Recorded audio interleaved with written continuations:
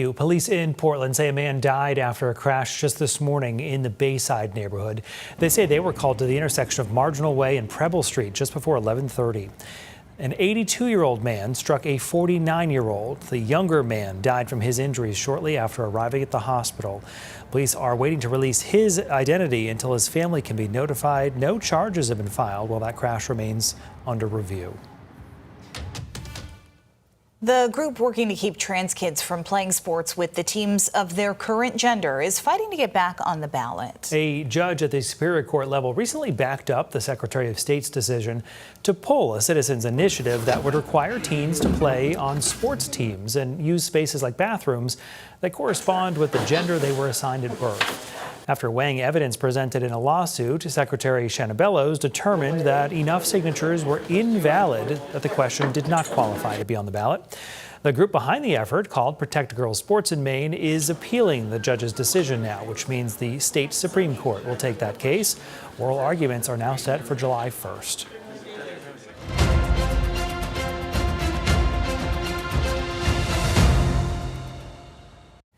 State election officials are on their third day of processing ballots to run the ranked choice process from last week's primary. Today, though, there was some misinformation circulating online about issues with the process. As you can see, News CENTER Maine's Christian Harsa has been in the counting room most of the day today. Joins us live once again with those details. Hi, Christian. Hi, Brian and Amanda. So far today, we've seen conservative news outlets and the Maine Republican Party post online that there have been issues with the ranked choice voting system here in Augusta. And earlier today, the Maine Secretary of State's office spoke about that and how they've been able to fix those. But there has been some misinformation, so let me make sure everyone has the correct information. Deputy Chief Secretary of State Kate McBrien addressing campaign officials, News CENTER Maine, and the live stream audience about issues with 4 Maine towns. Bodenham, as you all know, that memory stick, we just couldn't read it. We just scanned the paper ballots for them and got the tabulation that way. For Bath, the town didn't send one of its memory sticks. So law enforcement yesterday just went and picked up the stick. So everything is here, everything is accounted for. Nothing's been missing.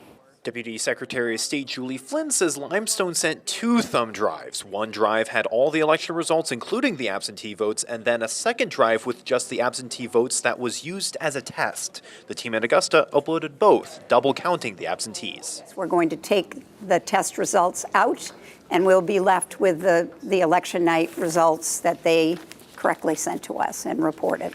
There was also an issue with Biddeford, which sent a local flash drive, not a state flash drive. Director of Elections Heidi Peckham says the two are encrypted differently. A state memory stick does not go through a local programming and vice versa for any kind of ranked choice elections. By 2 p.m., police had brought the correct drive to Augusta. Earlier in the day, the Maine Republican Party had posted on Facebook incorrectly saying the flash drive was lost. The party has since updated its post. In the update and on the phone with Communications Director Christina Parker, the GOP was firm that Secretary of State Shanna Bellows, who is also running for governor as a Democrat, is responsible. Shanna Bellows is in charge of Maine elections, and she is the top of that security. So anything that happens under her leadership is happening, quote, under her leadership. Secretary of State Shanna Bellows has opted to be hands-off during this election process. The Maine GOP is still standing firm, saying that ranked choice voting takes a lot of time and it can be confusing for voters. Now, we're still expecting to get results tomorrow. I want to show you this board that we have behind us. It has all 16 counties in Maine, and so the stars indicate that they are working on being able to confirm that what the town calculated and added up matches what they have calculated and added up here in Augusta. And as you can see here in Franklin and Hancock County, they have been able to say, yes, those are matched for the whole entire county. These ones without the stars, they haven't quite gone to yet, but they are expecting results to be completed by tomorrow. Brian, Amanda? Christian Harsa live for us in Augusta. Thank you, Christian. Meanwhile, at a news conference in Portland today, independent candidate for governor Rick Bennett said he voted in the Democratic primary for governor. Bennett is a former Republican senator. He was the chair of the Republican Party in Maine before declaring his independence prior to announcing his run for governor. Maine has a long tradition of the governor of whatever party and the congressional delegation of whatever party working closely together and setting the partisanship aside when Maine's interests are at stake. I will be that kind of governor. Bennett also praised the state's semi-open primaries, saying it lets the state's large number of unenrolled voters take part in the primaries. Now, Rick Bennett was in Portland today advocating for contractors here in Maine who say they have not been paid for what was a major project on the waterfront. Earlier this month, several contractors held a press conference claiming they're still owed money. Today, they returned with a broader show of support from state lawmakers. News Center Maine's Alex Haskell was at the event. He joins us live from the newsroom with the latest on this. Hi, Alex. Hey, Amanda. Hey, Brian. So apart from Senator Bennett, the contractors were joined by Republican State Senator Brad Farron and Democratic State Representative Lydia Crafts.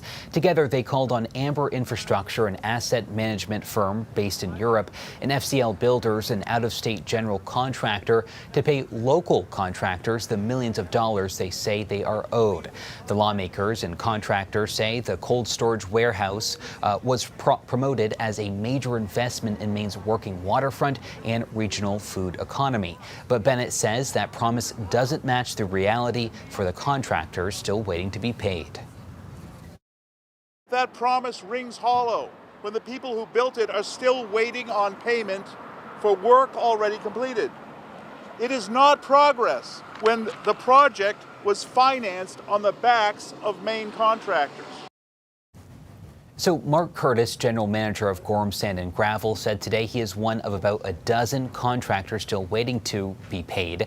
We just received a statement from the cold storage facility's owner, who says a large number of local and national companies have been paid by Amber and FCL over the last 2 months. The owner says a small number of local contractors are still involved in what they describe as complex litigation with FCL. Brian and Amanda. Alex Haskell with our update live in the newsroom tonight. Alex, thank you. Federal prosecutors in Minnesota announcing charges now against 15 people accused of interfering in ICE operations. 12 of them were arrested during raids this morning. Prosecutors say another was already in custody on other charges, and 2 others were still at large. The suspects face various charges ranging from assault on a federal officer to interstate threats and destruction of government property.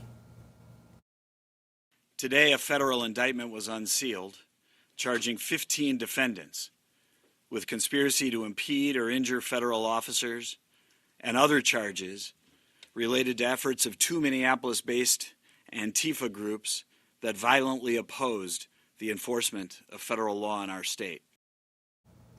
Antifa, by the way, is a broad left-wing political movement named for its opposition to fascism. It is not an organization and does not have a leader, though there are groups organized under the ideology. Such groups are what the people charged are accused of participating in. It's not clear right now whether the defendants have attorneys or have even entered pleas. Convicted sex offender and former gubernatorial candidate Elliot Cutler has been released from jail. Police detained him last week after he refused to sign his conditions of release. Cutler had argued that the rules over his accessing the internet were stricter than what the judge had set. A judge who heard his case today agreed, and Cutler's lawyer says this was the expected result and says his client is receiving harsher than normal treatment in his probation supervision. We wanted to take a moment to honor Andrea Ronning, who passed away yesterday. Andrea was a director right here at News Center Maine for 4 decades before stepping away for medical reasons a few years ago. She spent most of her life serving the people of our state, making sure they were updated on the major stories. Think the ice storm of '98 or the Challenger disaster. Andrea steered the ship on the weekends, working with newer reporters, producers, and anchors, holding them to a high standard. She was a trailblazer, being one of the first women to be involved with TV production in Maine and fighting for equal pay. All of us at News Center Maine send our love and condolences to Andrea's family.